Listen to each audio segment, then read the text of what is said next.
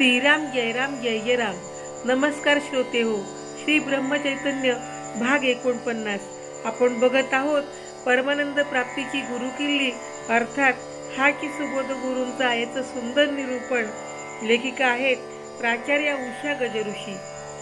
नामात रंगुनी या व्यवहारी सर्व भोग सेवावे, हा की सुबोध गुरूंचा भोगासंगे कुठे न गुंतावे।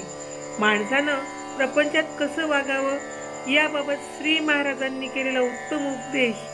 बोध म्हणजे सुबोध। कोणाही माणसाला प्रपंच सुटत नाही।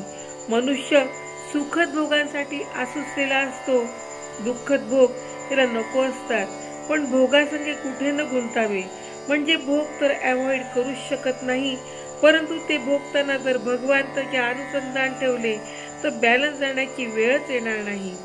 उत्तर हिंदुस्थानातील ग्रामीण स्त्रिया पाणी आणताना आपल्या डोक्यावर एकावर एक असे 4 ते 5 हंडे चढवतात। रस्त्याने येताना मैत्रिणीशी गप्पा मारत येतात, पण प्रपंचातील गप्पा मारत असतानाही घागरीतील थेंबभरही पाणी खाली सांडत नाही, कारण घागरीबद्दल त्यांचे असलेले अनुसंधान।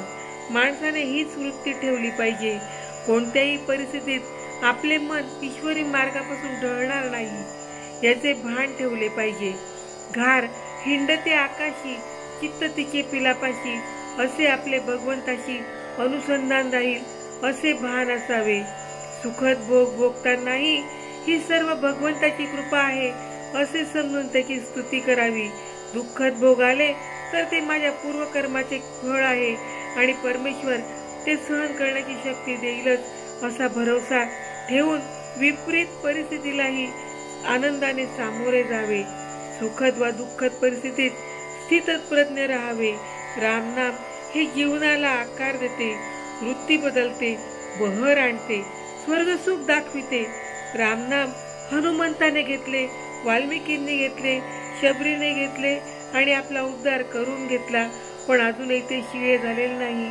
मृत्यूसमयी तोंडात गंगेचे पाणी टाकावे म्हणून आपण ते आणून ठेवतो, पण तो कुठे येईल माहीत आहे का? अशा वेळी रामनामाची व सत्कर्माची गंगाच उपयुक्त ठरते। रामनाम घेणे हे सर्वात श्रेष्ठ सत्कर्म आहे। म्हणून श्री महाराज म्हणतात, आम्हा सर्वांना सद्बुद्धी दे, भरपूर रामनामाचा जप आम्हाकडून करवून घे आणि आमचे मन रामनामात अगदी दंग होऊन जाऊ दे। जानकी जीवन स्मरण जय जय राम।